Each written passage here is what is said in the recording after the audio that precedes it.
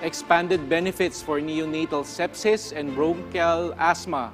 Yan ang ating pag-uusapan kasama si Sir Ray Balenya, ang Acting Vice President ng Corporate Affairs Group ng PhilHealth. Sir Ray, magandang tanghali po at welcome sa Bagong Pilipinas ngayon. Magandang tanghali po, Ma'am Nina at Yusek Edu at syempre sa lahat po ng mga taga-subaybay ng Bagong Pilipinas. Nagbabalik po ang PhilHealth para po magbigay ng maraming good news po sa mga kababayan po natin. Yes sir, welcome back. Sir Ray, kailan po ba epektibo ang ipinalawak na benepisyo para sa neonatal sepsis and bronchial asthma ng PhilHealth? Yes, Yusek Edu, ang dalawang ito na packages ay dalawa sa pinakahuli na mga in-enhance po natin. At yung dalawang ito ay nag-take effect na po simula po May 1 of this year. So lahat po ng mga confinements at admissions starting May 1 and onwards, ay i-apply na po natin yung mga bagong rates natin sa dalawang packages na ito. Nasa magkano naman po ang itinaas ng coverage ng neonatal sepsis at bronchial asthma? Napakalaki po, Ma'am Nina, sapagkat dito lamang sa neonatal sepsis, tumaas po ito by 120% na dati-rate 11,700 ang atin pong benefit dyan. Inaprubahan po ng ating PhilHealth Board na maging 25,793.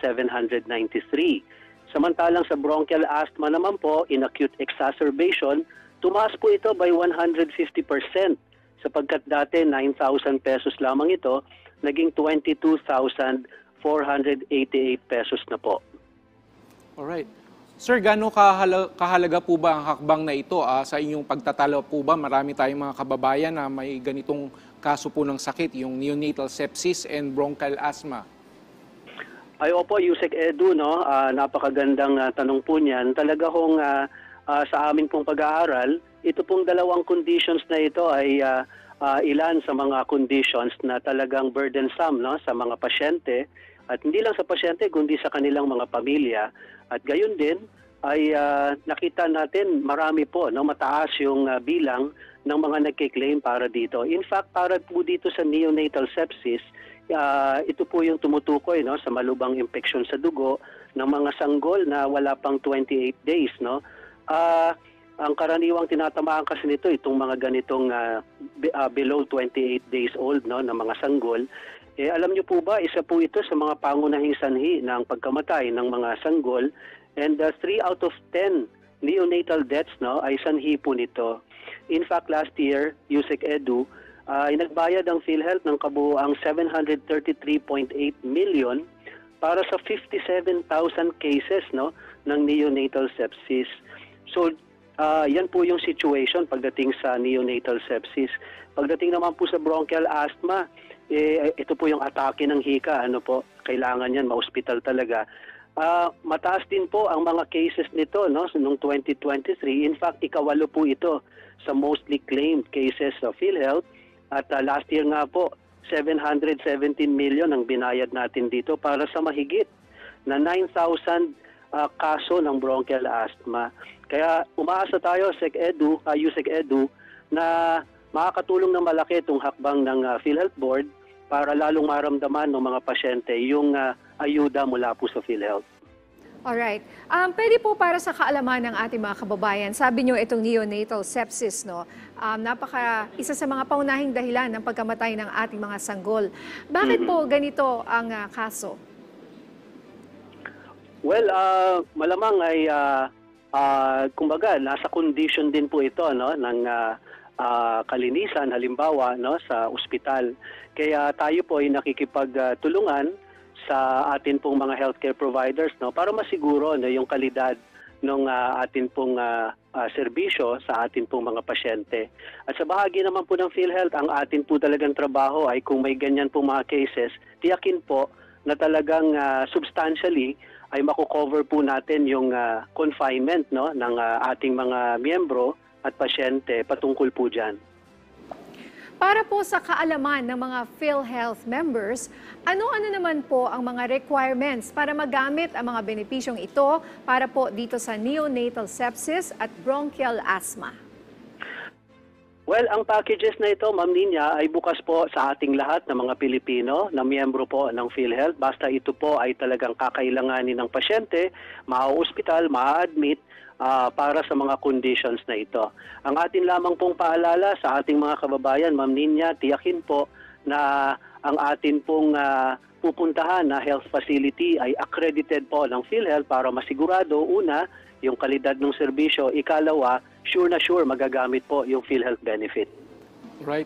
Sir Ray, para sa kaalaman po ng mga kababayan natin, maaari niyo po bang ibahagi sa amin kung saan pwedeng maka-avail naman ng mga kababayan natin dito sa extended benefits na ito? Yes, Yusek Edu, ang benefit packages na ito ay ma-avail po sa mga levels 1 to 3 na mga accredited health facilities ng PhilHealth, mapapampubliko man o mapapampribado. Diyan po sa mga levels na yan ng health facilities, ma-avail po natin itong new rates.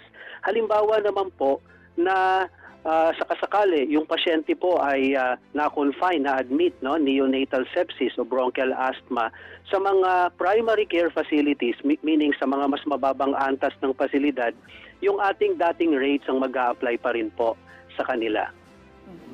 Sir Ray, ano-ano naman po ang mga enhanced PhilHealth benefits ang naipatupad na? Nako, napakarami, Ma'am Ninya. Since last year, ang ating pong PhilHealth Board ay nag-approve ng maraming enhancements. Sinimulan po natin yan sa chronic kidney disease stage 5 patients, yung pong nangangailangan ng hemodialysis. Dati-rate, 90 sessions kada taon ang ating cover dyan. Ginawa po yung 156 sessions. Ibig sabihin po, yung standard na requirement for 3 sessions in a week times 52 weeks ay covered na po ng PhilHealth. At sa kasalukuyan nga, Ma'am Ninya, bilang pagtugon sa panawagan sa Kongreso, ay inire-review naman natin, no, yung posibleng pag-enhance naman at pagtaas ng ating coverage, yung binabayad natin per session. So makakaasa po kayo, muli kaming tatawag kapag meron na kaming good news patungkol dito. Yung ating packages, Ma'am Ninya, sa ischemic at hemorrhagic stroke, maging sa high-risk pneumonia, last year, no, ay more than double ang mga naging pagtaas dito. At maging yung outpatient mental health package sa pakikipagtulungan sa DOH ay nailunsad po natin yan last year. Ngayong taon naman, sinimulan natin yung sa ating anniversary, yung decision ng PhilHealth Board na lahat ng mga case rates packages po natin ay mag-increase po by 30%. So ibig lang sabihin yan, kung 10,000 dati yung ating pakete times plus 30%, yan ay 13,000 na. So napakahabang listahan yan, Ma'am Ninya, more than 9,000 medical conditions at surgical procedures. Suffice it to say, sa bawat compensable condition, yung nagtaas tayo ng 30%, no, sa mga ito. Siguro nabalitaan nyo rin po yung ating breast cancer package, dati-rate 100,000 ay up to 1.4 million ay babayaran na po ng PhilHealth at inalis na po natin yung restriction. Kahit na anong stage ng breast cancer ay covered na rin po natin. At lately nga po, ito nga po, yung bronchial asthma at yung neonatal sepsis, itinaas na rin po natin. Marami pa po tayong i-enhance, no? Ngayong taon at sa mga susunod na taon, abangan po yan ng mga kababayan po natin. Alright, Sir Ray, dagdag tanong lang po na ating mga kababayan, covered po ba ng PhilHealth packages itong mammogram at ultrasound? Ay, maraming salamat, Yusek Ed, sapagkat natanong nyo yan, sapagkat isa yan sa kamakailan lang ay inapprove ng ating PhilHealth Board, yung mammogram at yun pong ultrasound, no, ng upper abdomen, ng pelvis at ng breast, ano po, ay kasama na po sa ating konsulta package. Kaya ang atin pong panawagan sa mga kababayan natin ay sana magrehistro na tayo doon sa konsulta package provider of our choice, sapagkat doon po natin maaaring ma-avail yan kung talagang kailangan at irerekomenda ng ating konsulta package provider. Alright, para lang po malinaw, Sir Ray, kasi magandang balita ito sa mga katulad ko mga babae, no? Kasi ang mahal Yes, rin ma'am. po mahal po itong mammogram at mga ultrasound na ito. Mhm. So, kaya ang nangyayari, late po na didetect yan because nagpapamammogram na pag meron ng sintomas. So, ang sinasabi niyo po, lahat po ng mga kababaihan ay pwede hong mag-avail nitong libreng mammogram ninyo kahit po sila ay walang cancer. Tama po kayo, Ma'am Ninya, no? Kasi ito yung ating tugon doon sa panawagan na masugpo natin ito pong paglaganap, no? Yung paglala ng cancer. Kaya atin pong isinama ito sa atin pong konsulta package para ito po ay nasa context, no, ng primary care service. So ibig sabihin ay makakatulong tayo sa mga kababayan natin, lalo sa mga kababaihan, na kung sila ay at risk, no? At yan naman ay i-determine ng konsulta package provider ng kanila pong doktor, ay ipapagawa sa kanila itong mammogram o kaya itong ultrasound nang wala pong bayad. Yan ang atin pong commitment. Kaya nga po yung ating budget sa bawat pasyente under konsulta, itinaas din po ng ating PhilHealth Board dyan mula po sa dating 550 pesos kada pasyente. Itinaas po yan, Ma'am Ninya, to 1,700. Nang sa gayon, ay kung talagang kakailanganin ng mga pasyente yung ganong mga serbisyo, kayang-kaya, no, na ma-absorb ng atin pong capitation budget. Sir Ray, meron po ba kayong nais i-anunsyo para sa mga miyembro ng PhilHealth?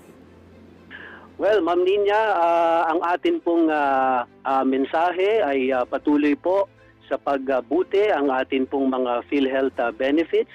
Kaya sigurado ito po'y mararamdaman ng mga miyembro sa tuwing sila po'y mag-a-avail, no, ng mga benefit packages na ito. Pero yung konsulta, napakahalaga din yan sapagkat hindi na natin kailangan magkasakit para lang magamit yung PhilHealth benefit.